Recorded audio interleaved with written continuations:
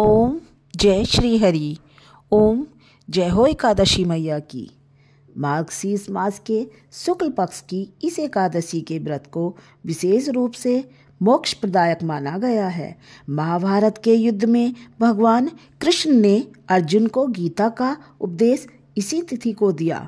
यही कारण है कि मोक्षदा एकादशी को गीता जयंती भी मनाई जाती है।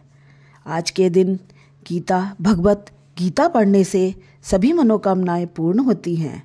आज भगवान कृष्ण के दामोदर रूप की पूजा की जाती है। इस व्रत का विधान भी उत्पन्ना एकादशी के समान ही है। युधिष्ठिर बोले, भगवान आप तीनों लोकों के स्वामी, सबको सुख देने वाले और जगत के पति हैं।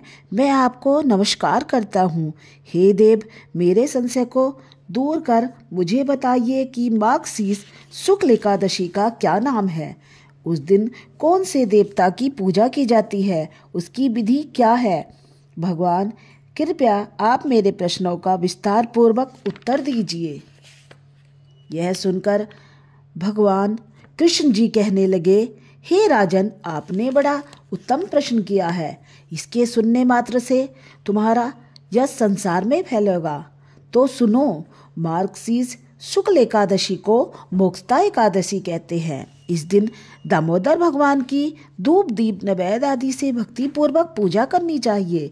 अब मैं आपको एक पुरानी कथा सुनाता हूँ। गोकुल नगर में व्याखानस नाम का एक राजा राज्य करता था। उसके राज्य में चारों वेदों के ज्ञाता ब्राह्मण रहते थे। एक समय रात्रि को राजा ने स्वप्न में अपने पिता को नरक में पड़े देखा। इससे उसे बड़ा आश्चर्य हुआ और प्रातः होते ही ब्राह्मणों के पास जा अपनी स्वप्न कथा कहने लगा। बोला, मैंने अपने पिता को नरक में पड़े देखा है और उन्होंने मुझसे कहा कि हे पुत्र, मैं नरक में पड़ा हूँ, यहाँ से तुम किसी प्रकार मेरी मुक्ति करो। जब से उनके ये वचन मैंने सुने हैं, मेरा मन बहुत अशांत है। मुझे अपने पिता की बहुत चिंता हो रही है। मुझे इस राज्य, धन, पुत्र, स्त्री, हाथी, घोड़े आदि में कुछ भी सुख प्रतीत नहीं हो रहा। अब मैं क्या करूं? मैं अपने पिताजी को जो स्वप्न में देखा है, उनका क्या करूं? कहाँ जाऊं? इस दुख के कारण मेरा सारा शरीर जल रहा है। अब आप कृपा करके मुझे तप, दान, व्रत आदि ऐसा उपाय बताइए जिससे मेरे पिता की मुक्ति हो जाए। उस पुत्र का जीवन व्यर्थ है जो अपने माता पिता का उद्धार ना कर सके। राजा के ऐसे वचन सुनकर ब्राह्मण कहने लगे, हे राजन, यहाँ समीप ही भूत भविष्य वर्तमान के ज्ञाता पर्वत ऋषि का आश्रम है। आपके प्रश्नों का उत्तर वे भली भांति दे सकते हैं। ऐसा सुनकर राजा मुनि के आश्रम पर गए।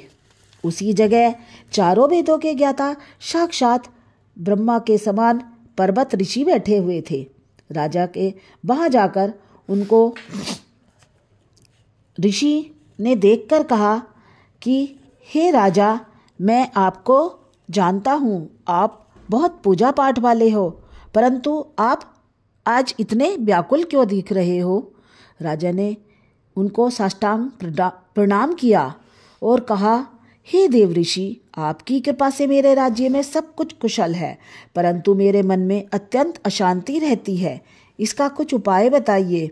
ऐसा सुनकर पर्वत मुनि ने एक क्षण के लिए अपने नेत्र बंद किए और भूत भविष्य को विचारने लगे। फिर बोले, राजन, मैंने योगाबल से तुम्हारे पिता के साथ सब कर्मों को जान लिया है। उन्होंने पूर्व जन्म में कामातुर होकर सोत के कहने पर दूसरी पत्नी को ऋतुदान मांगने पर भी नहीं दिया। उसी पाप कर्म के फल से तुम्हारे पिता को नरक में जाना पड़ा। तब राजा बोले, हे महात्मन, मेरे पिता के उद्धार के लिए कोई उपाय बताइए। पर्वत मुनि बोले, राजन, आप मार्गशीर्ष शुक्ल एकादशी को व्रत करें और उस व्रत के पुण्य को अपने पिता को संकल्प कर दे। उस एकादशी के पुण्य के प्रभाव से अवश्य ही आपके पिता की मुक्ति होगी। मुनि के वचनों को सुनकर राजा अपने महल में आया और कुटुंब सहित इस मोक्षदा एकादशी का व्रत किया। उस व्रत के पुण्य के प्रभाव को राजा ने अपने पिता को अर्पण कर दिया। उस पुण्य के प्रभाव से राजा के पिता को मुक्ति मिल गई। वह स्वर्ग को जाते हुए अपने पुत्र से बोले, हे पुत्र, तेरा कल्याण हो। मार्गशीर्ष मास के शुक्ल पक्ष की इस मोक्षदा एकादशी का जो व्रत करते हैं उनके समस्त पाप नष्ट हो जाते हैं और अंत में स्वर्ग लोक को पाते हैं और उनके पूर्वज भी मुक्ति पाते हैं। इस व्रत से बढ़कर मोक्ष देने वाला और कोई व्रत नहीं है। इस कथा को पढ़ने और सुनने से अश्वमेध यज्ञ का फल प्राप्त होता है। हे प्रभु, आपने जिस तरह उस राजन के व्रत को अपने पिता को समर्पित किया, इसी तरह सबके पूर्वजों को मुक्ति देना। जय हो श्री हरि भगवान की।